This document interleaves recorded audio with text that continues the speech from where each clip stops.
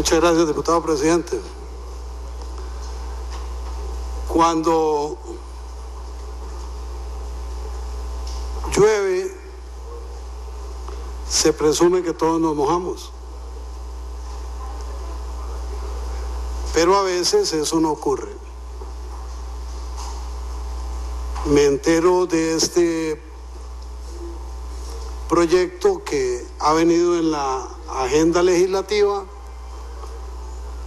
y que nos da oportunidad para ahondar en algunos temas de interés nacional. Los colegas del Frente Amplio han hecho una intervención para posicionar el tema del FIA 2015 en su perspectiva, como previamente lo hizo la diputada Sandra Pisk en la perspectiva de Liberación Nacional.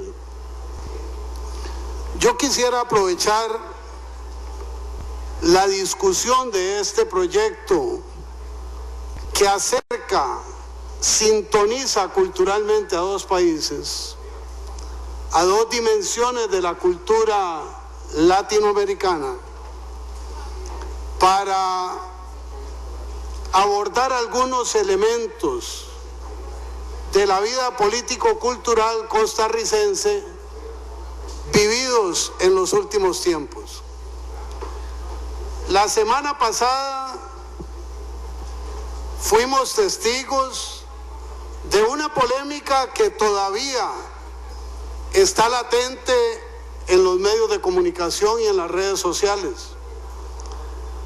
Esa polémica es alrededor de una extraordinaria obra literaria de Joaquín Gutiérrez que hemos leído todos nosotros y que la disfrutamos todos nosotros, y la visión denunciativa, reivindicativa, sensibilizadora que han liderado dos respetables integrantes de la Asamblea Legislativa, que lo son también de las comunidades afrodescendientes.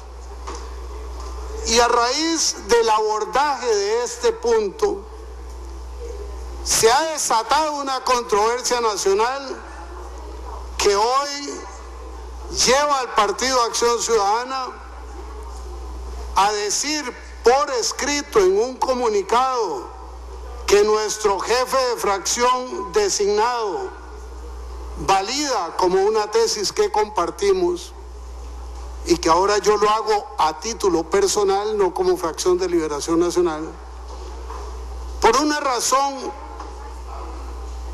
primordial desde mi perspectiva en esta materia. ¿Cómo se puede juzgar la discriminación? He leído una enorme cantidad de publicaciones y extrañamente la inmensa mayoría de las publicaciones, desde las mentes más preclaras de este país hasta otras personas que no hacen elaboración intelectual sino pragmatismo emocional en redes sociales, hay un contingente de personas sin vínculos visibles con la negritud que se han pronunciado descalificando a quienes dieron la voz de alarma y clamaron por un reposicionamiento cultural, sociológico y educacional sobre el tema de Cocorí. Al otro lado, como corresponde aritméticamente en una sociedad como la nuestra, quienes han sido voces de la afrodescendencia mayoritariamente han sostenido la tesis contraria. Y hoy yo asumo el tema a propósito de este proyecto de ley, porque me parece injusto que se analice el tema de la discriminación con la enjundia, con el aderezo, con la contextualización de quien no la ha vivido.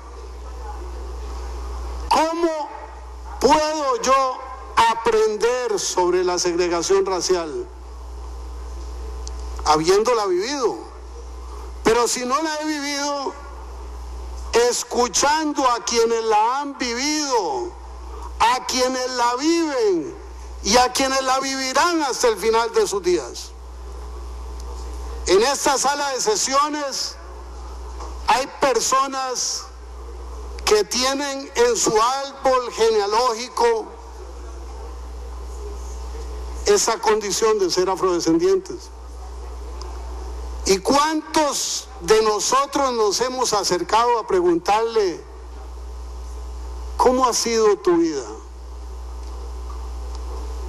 ¿Cómo fue tu escuela? ¿Cómo fue la universidad?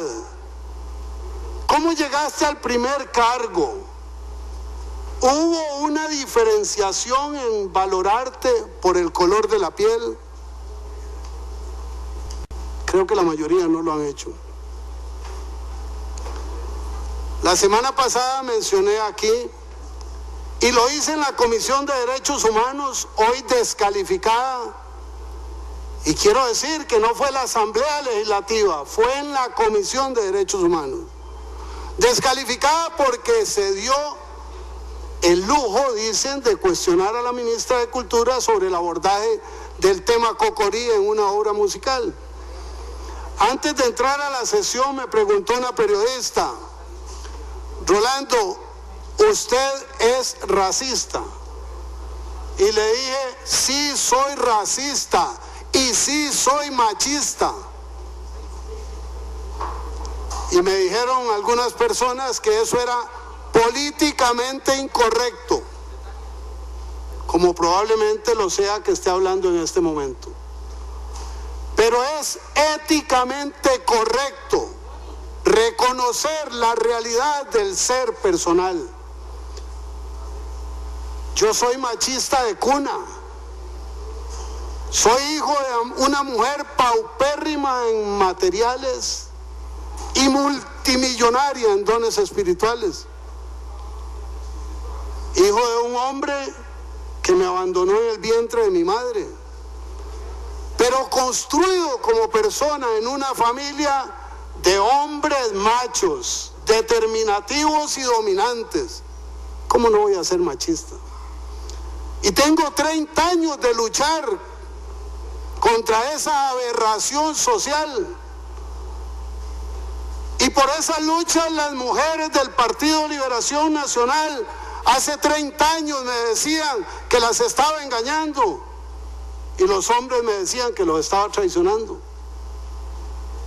Y no aprendí siendo mujer, aprendí escuchando a las mujeres, viéndolas sufrir, viviendo la exclusión, compitiendo en desigualdad de condiciones siempre.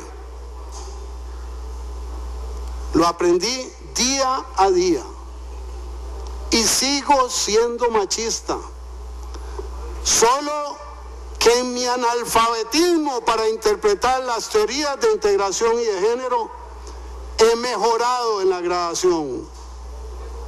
He podido crecer un poco en esta materia y he aprendido a decir sin cortapisas lo que soy, y a decir que aspiro a ser un hombre más justo y más balanceado en estos temas. Y por eso la inmensa mayoría de las veces estoy con las decisiones afirmativas en beneficio de las mujeres. Y en el tema de la segregación racial, muchas veces como sociedad nos ponemos de espalda. Pero ¿acaso es que no tenemos segregación por la estatura física de las personas? ¿Acaso es que no tenemos segregación por el peso físico de las personas. ¿Acaso, y hace poco lo oí en referencia a alguien de nuestro propio entorno, no tenemos segregación porque genéticamente nuestro padre o nuestra madre vino de una frontera más allá de la nuestra? Es obligación de la Asamblea Legislativa recuperar estos temas y digerirlos, repensarlos, replantearlos y abordarlos. He manifestado en no pocas discusiones en los últimos días que cuando la voz tonante, sentida, vibrante de Mauren y EPSI nos convocaron a discutir este tema, les cuento que para mí fue un motivo de reconsiderar toda mi posición. Seguro era más fácil adoptar la tesis de la mayoría y hacer caso omiso de una realidad social, de una realidad cultural, de una realidad ética. Pero preferí dar el paso al frente y tratar de aprender con ellas y tratar de aprender de otra mujer como Sandra, que siendo hija de otro modelo de exclusión y de persecución hasta el genocidio, tiene una sensibilidad desarrollada para abordar este tipo de circunstancias. Se puede decir, colegas diputadas y diputados, que es mejor dinamizar una agenda de consenso que profundizar en un tema de disenso. Yo he optado por lo segundo, por dignidad, porque la Asamblea Legislativa, así como lo hizo la fracción del Partido de Acción Ciudadana con un documento, y ellos y la Deliberación Nacional y otras fracciones de pie, hemos manifestado una sintonía, un entendimiento, un nivel de respeto a quienes están incorporando en su ser esta lucha. Tiene la obligación de ser un centro de radiación reflexiva sobre la coexistencia pacífica, sobre la solidaridad y el respeto a las diversidades. Todos los días, las personas que integramos este órgano constitucional nos vamos a ver enfrentados a actos de discriminación. Todos los días nosotros vamos a incurrir en algún hierro en esa vía. Pero entre más conciencia tengamos, más posibilidad tenemos de construir un mundo mejor. La Comisión Plena Tercera aprobó una ley que reafirma la vocación pacífica del pueblo costarricense. Hoy recibía una multitudinaria delegación de dirigentes sindicales bancarios que venían a referirse a un proyecto de ley. Cuando terminamos, una de las personas me dijo que le llamaba la atención algunas fotografías que están en mi oficina. Esas fotografías son como corresponde a un hijo agradecido, la de José Figueres Ferrer dominando. No porque esa fuera su vocación, sino porque en mi corazón y en mi formación política, ese ser humano estableció una marca eterna. Otra fotografía es de Carlos Manuel Castillo, un hombre probo que recorrió la administración y la vida profesional, aportando su talento, su experiencia, su vocación de servicio de manera incondicional para el bienestar de nuestro país, de América Latina y del mundo.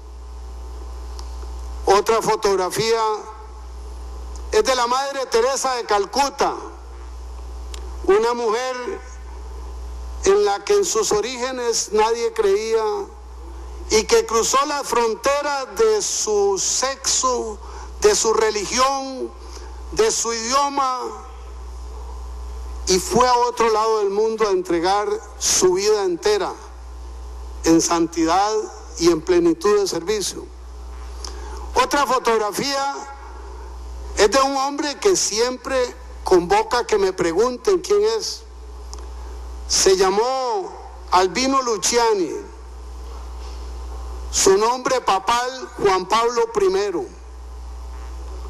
Solo 33 días duró su pontificado, pero fueron suficientes para que irradiara amor en todas sus manifestaciones. Y la otra fotografía de ese quinteto es la fotografía de Martin Luther King, líder de los derechos humanos y de la lucha contra la discriminación racial. Que tenga la de don Pepe o la de Carlos Manuel, a nadie le extraña. Don Pepe, el padre del partido de la Segunda República y de mi vida política, y Carlos Manuel Castillo, mi mentor ético y de visión del mundo. Pero hay gente a la que le parece extraño que tenga la fotografía de Martin Luther King. Y lo menciono para que tratemos de entender que en esta intervención hay un acto de congruencia en lo que es la dignificación del ser humano. Es mi dignidad como diputado para hacer uso de mi derecho, que no es renunciable, ni revocable, ni negociable sin tomarme en cuenta. Es mi dignidad como representante del pueblo costarricense para decir qué espero de la sociedad costarricense y para aportar de mí mismo. Y es mi dignidad para abrazar en la palabra, como ya lo he hecho en los gestos y en los hechos, a quienes en la Asamblea Legislativa levantan la tea de la libertad de las razas arraigadas en este país. Hoy la discusión es por esa maravillosa obra literaria. Mañana podríamos estar cuestionándonos a quienes habitan Costa Rica y son chinos, porque también los discriminamos. Y pasado mañana seguiremos con otra nacionalidad. Y en ese tránsito, en búsqueda de un mundo mejor, volvamos los ojos a la más dramática realidad de nuestro país. Es la discriminación, no con las mujeres y hombres que vinieron de allende nuestra plataforma continental, sino con las mujeres y hombres surgidos de la autoctonía costarricense. ¿Qué está ocurriendo con nuestros pueblos indígenas? ¿Qué está ocurriendo en los territorios? ¿Qué está ocurriendo con las mujeres y hombres que transitan por las calles del país con una mano extendida porque no tienen posibilidades de vivir dignamente?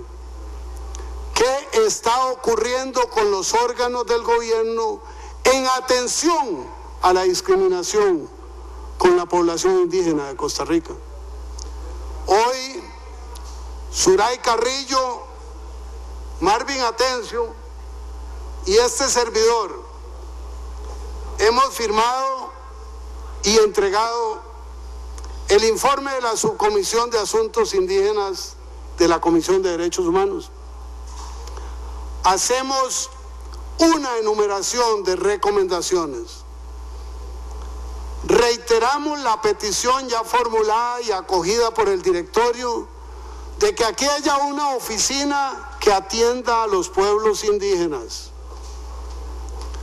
ratificamos que debe haber un procedimiento básico que se adecue a cada territorio para hacer las consultas legislativas pertinentes.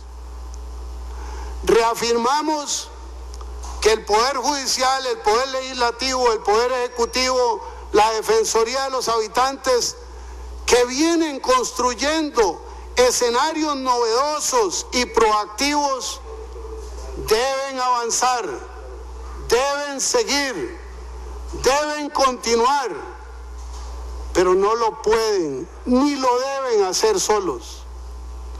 Corresponde hacerlo de la mano con quienes son víctimas de la exclusión. Hace 20 minutos decía que difícilmente se puede entender la exclusión si no se vive. Y si no se vive y queremos entenderla, hay que aprenderla de quienes la viven. De octubre a hoy hemos realizado un importante número de reuniones con representantes indígenas.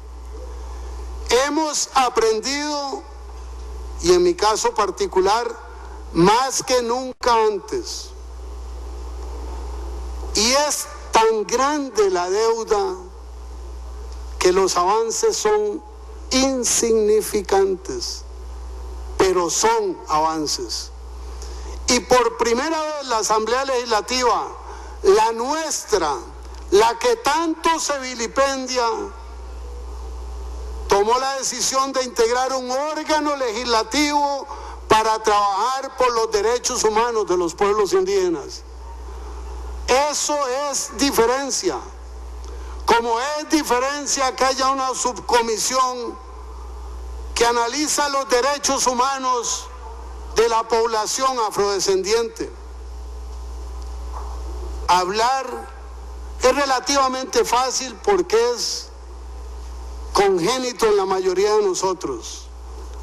Hacer debería ser igualmente fácil. Pero hablar y hacer cosas que sean congruentes es sumamente difícil. Y en el campo de los derechos humanos y de la discriminación, reivindicar los espacios de las comunidades afrodescendientes, de las comunidades indígenas, de las personas originarias de China, de Taiwán, de Corea, de República Dominicana, de Cuba, de Nicaragua, de Venezuela, de Chile, de Colombia, de El Salvador, de Guatemala, de Honduras, de Panamá. Eso es congruencia. Término frecuentemente aquí identificado con coherencia y que usamos para señalar a otras personas cuando contradicen su discurso con sus actuaciones. Esta intervención tiene como fin, en mi caso, dejar para mi registro histórico, para mi registro parlamentario, para mi camino transitado, una posición de no retorno. Es la posición de compromiso absoluto con la reivindicación de las diversas minorías que integran nuestra nación. Cuando llegué a la Asamblea Legislativa, usé un lugar común que estará escrito en mi informe anual de labores. Quería ser una voz de quienes no tienen voz. Pero a nosotros permanentemente se nos juzga por el acontecer del día a día, a veces por hechos baladíes, otras por los hechos aparentes, y muchas, como esta semana, por los ejercicios democráticos para buscar una decisión de cara al 1 de mayo. Eso es necesario, es propio, es pertinente, es reconocible. Pero lo que es imprescindible, es obligatorio y es ineludible, es que hagamos recuento de nuestra realidad como representantes populares y lo que le retribuimos a la sociedad que confió en nosotros. Esta polémica cultural que nos ha envuelto los últimos días, y obsérvese que no abordo el tema del Festival Internacional de las Artes, es una realidad que debe llevarnos por una ruta de reconocimiento íntimo. ¿Cómo me siento yo en la realidad de la vida cuando me relaciono con personas que son de baja estatura? ¿Las veo como seres humanos plenos o las descalifico? ¿Cómo me siento? ¿Cómo reacciono? ¿Cómo vibro cuando me relaciono con una persona que tiene un color de piel distinto, sin meter desde luego a quienes están en el estereotipo de las personas blancas que gozan de un estatus diferenciante positivo? ¿Cómo me siento cuando comparto con las personas que viven en pobreza extrema? ¿Cuál es mi vibración? ¿Cuál es la sensibilidad de mi piel? ¿Cuál es la de mi corazón? ¿Cuál es mi tendencia cuando me aborda una persona desposeída y me requiere no como diputado, porque no sabe que lo soy, sino como ser humano? ¿Será el camino correcto el de la descalificación masiva con las etiquetas, los maltratos y las agresiones verbales, digitales, creativas de que han sido víctimas distinguidas integrantes de este Parlamento? ¿O será que nosotros debemos tener la gallardía del mestizo por excelencia de Juan Santamaría, para que sin importarle las consecuencias de su paso al frente, ofreciera la vida por la libertad de Costa Rica? Son opciones de vida. La opción de la indiferencia, de la insensibilidad y del disimulo, o la opción de la presencia, del compromiso y del paso al frente para ser solidarios, para ser sensibles, para promover la construcción de una patria más justa, más equilibrada, más amorosa, más pacífica, más capaz de que las mujeres, los hombres, nos veamos a los ojos y nos entendamos en medio de las diversidades sociales, económicas, culturales, étnicas, de nacionalidad o de particularidades que podamos tener en la forja de nuestro ser. Muchas gracias, diputado presidente.